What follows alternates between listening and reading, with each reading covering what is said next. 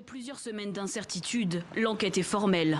Le virus est apparu ici, le mois dernier, très précisément dans ce marché de gros de fruits de mer à Wuhan, dans le centre de la Chine. Une pneumonie virale de la famille des coronavirus. Bien sûr, je suis un peu inquiète. Certaines pneumonies sont contagieuses. Je ne suis pas trop inquiète. Généralement, je prends des précautions quand je sors de toute façon. 3 autres cas ont été découverts, 2 en Thaïlande et 1 au Japon. Tous se seraient rendus à Wuhan. Des chiffres qui laissent penser que le nombre d'infectés serait bien plus important.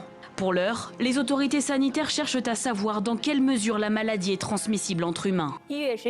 Les gros titres de la télévision chinoise. Le nombre de malades atteints par le nouveau type de coronavirus a triplé au cours des 24 dernières heures. Il serait à présent plus de 220. 3 personnes sont mortes. L'épidémie, apparue il y a un mois dans la ville de Wuhan, s'étend à présent à Pékin, Shenzhen, mais aussi Shanghai. Des cas ont été signalés en Thaïlande, au Japon et en Corée du Sud. Pour la première fois, le président chinois Xi Jinping décrète la mobilisation générale. C'est effrayant. Ce virus, on en parle de plus en plus, surtout sur les réseaux sociaux. Depuis que j'ai appris qu'il y a ce virus, je me désinfecte les mains régulièrement. Aujourd'hui, un expert chinois a confirmé ce que tout le monde craignait. Ce virus se transmet d'un être humain à l'autre, ce qui pourrait amplifier la contagion. Sur la route de Wuhan, les voitures sont très rares. Et à travers la ville, l'épicentre de l'épidémie, un long silence et aucun signe de vie. Jusqu'à Pékin, les rues, d'habitude bondées, sont étrangement désertées. Et les centres commerciaux, complètement vides. Les villages alentours, surveillés et bloqués. La population ici est confinée. Chaque jour, le bilan augmente. 5 974 cas de contamination ont été confirmés et plus de 9 000 cas suspects sont en cours d'examen. Devant l'ampleur du phénomène, un défi titanesque est lancé pour accueillir les patients déjà contaminés et sans doute les prochains. Un nouvel hôpital avec au moins 1000 lits doit être opérationnel dans quelques jours.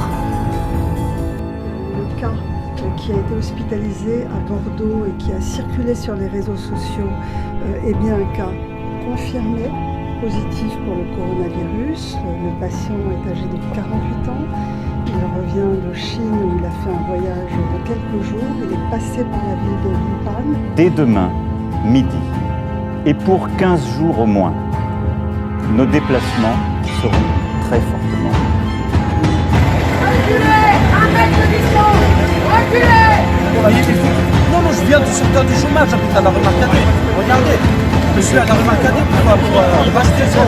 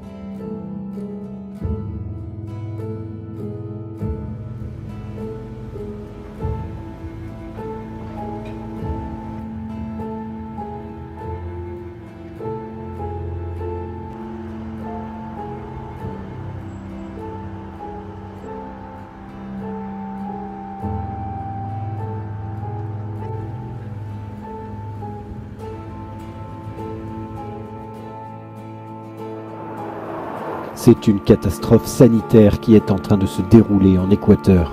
Dans la ville de Guayaquil, des dizaines de corps sans vie, probablement frappés par le coronavirus, sont tous les jours retirés des habitations et emmenés dans des morgues à ciel ouvert. Jusqu'à 800 corps ont ainsi été découverts en 2 semaines par la force spéciale montée par le gouvernement.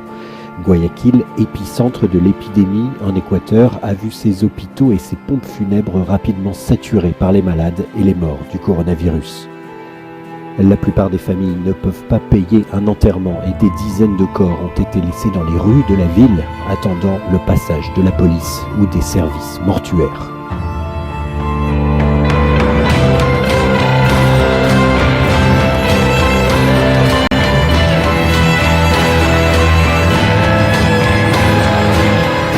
Ils sont devenus fous parce que nous traitons là de la vie et de la mort.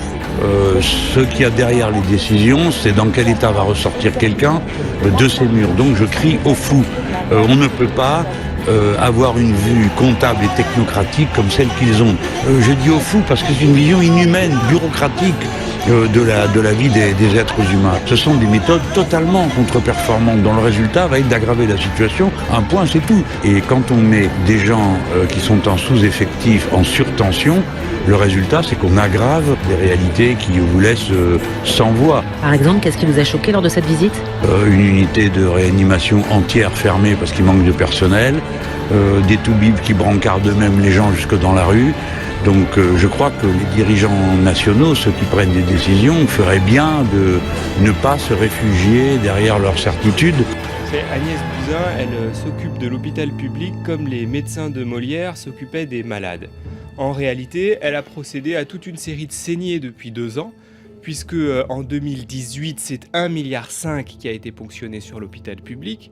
En 2019, c'est 900 millions d'euros qui ont été ponctionnés sur l'hôpital public et maintenant, elle rétablit 750 millions d'euros. Mais au final, c'est une saignée et donc je ne pense pas du tout que ces mesures soient à la hauteur. Comme dans le privé, dans le public, on est confronté au blocage des salaires, on est confronté aux suppressions d'emplois et à la précarité. Voilà, on a un gouvernement qui trouve de l'argent et il en trouve des milliards et des milliards pour arroser le patronat et rien pour les salaires, rien. C'est vital aujourd'hui d'embaucher dans les hôpitaux, mais aussi dans les écoles, dans nombre de services publics. Donc on est là pour dénoncer une politique gouvernementale qui est au service du patronat et qui est en train aujourd'hui de démolir la fonction publique.